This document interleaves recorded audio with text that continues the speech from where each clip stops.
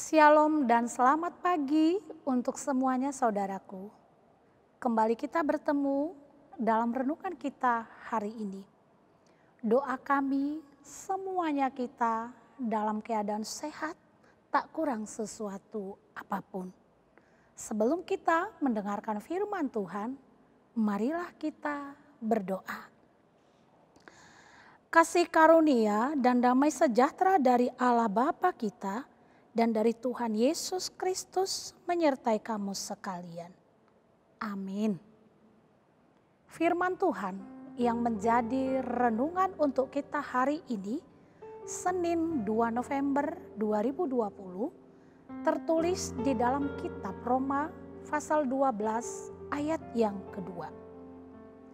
Janganlah kamu menjadi serupa dengan dunia ini, tetapi berubahlah oleh pembaharuan budimu, sehingga kamu dapat membedakan manakah kehendak Allah, apa yang baik, yang berkenan kepada Allah, dan yang sempurna. Demikianlah firman Tuhan. Saudara-saudari yang dikasihi oleh Tuhan Yesus Kristus, kita manusia diciptakan oleh Tuhan sebagai makhluk pribadi dan sekaligus sebagai makhluk sosial. Sebagai makhluk sosial dalam hidup ini, kita perlu berinteraksi dengan orang lain. Interaksi sosial akan selalu kita butuhkan dalam menjalani hidup ini, karena ada ruang di dalam hidup kita yang harus diisi oleh orang lain. Tanpa orang lain, kita akan sulit menjalani kehidupan ini karena kita membutuhkan orang di luar diri kita.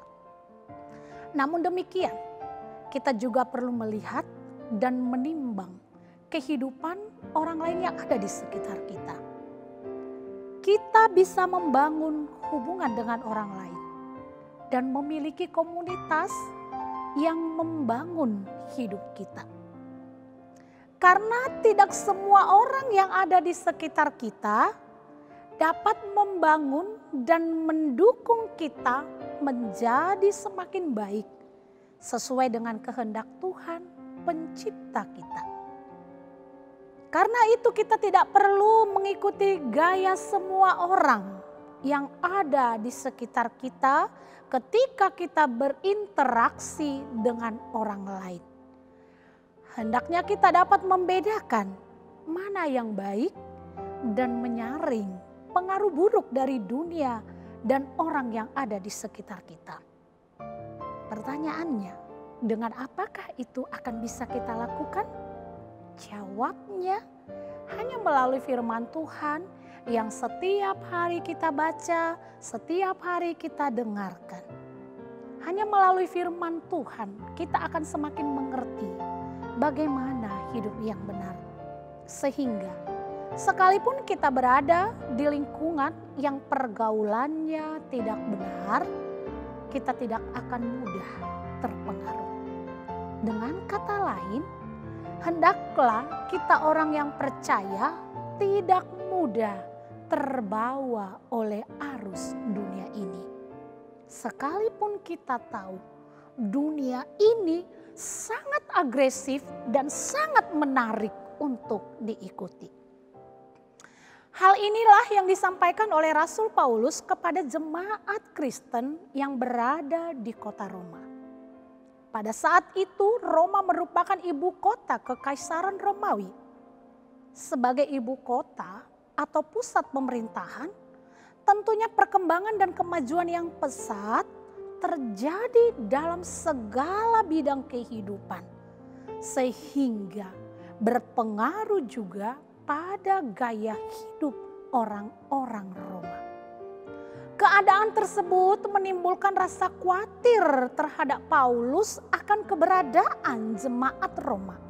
Sehingga ia menasehatkan mereka agar tidak terpengaruh oleh gaya hidup perkotaan dengan segala dampak negatif yang ditimbulkannya. Sehingga jemaat Roma bisa tetap hidup dalam iman kepada Kristus dengan menjaga cara hidup yang berkenan di hadapan Tuhan. Bukan berarti kita harus menjauhkan atau memisahkan diri dari dunia ini, tetapi mengingatkan agar dunia tidak dapat mempengaruhi kita karena kita bukan semata-mata di dunia ini saja. Hal itu dimulai dari pembaharuan pola pikiran, egosentris, materialistis, hedonistis, dan yang sejenisnya. Sehingga dengan melalui pembaharuan budi, setiap orang Kristen bisa mengerti kehendak Tuhan. Di sini dunia yang dimaksudkan oleh Paulus adalah jalan hidup yang hanya mengikuti kedagingan saja dan bertentangan dengan kehendak Tuhan. Hidup menurut daging. Tentu kita semua tahu, saudaraku, kalau air laut asin rasanya. Tetapi tahukah kita, ikan yang hidup di laut tidaklah menjadi asin. Mengapa demikian?